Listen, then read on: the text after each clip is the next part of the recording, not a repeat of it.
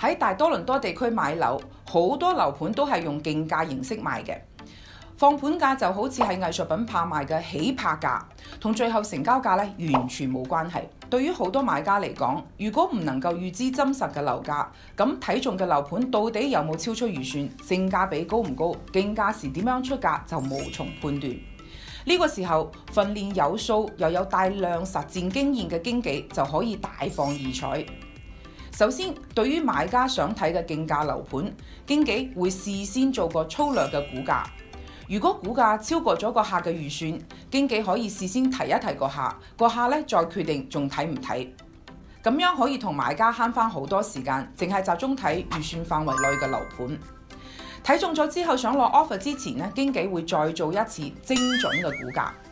無論係競價樓盤定係實價放盤，經紀咧都可以透過比較附近類似戶型嘅最近成交價，做面積、裝修、原落大細、環境等因素嘅價格調整，計出目標樓盤嘅合理價格範圍。呢個估價嘅過程咧，應該係相當透明嘅。經紀要向買家提供參考樓盤嘅成交資料作為證據，仲要講解做價格調整嘅依據，例如多咗個洗手間，少咗個 basement， 室內面積差幾多，廚房嘅台面咧究竟係食英式定係放火板，廁所嘅新舊程度咧，同埋佢嗰個設備嘅檔次等等，每樣應該加幾多減幾多都一一列出，客人咧先至會做到心中有數。調整價格係最考驗經紀水平同埋能力嘅環節。如果經紀估價估得準，用嘅資料同方法咧，唔單止可以得到客人嘅認同，仲可以確保買家既唔出得太低，錯過薪水樓盤，又唔會出得太高，花冤枉錢。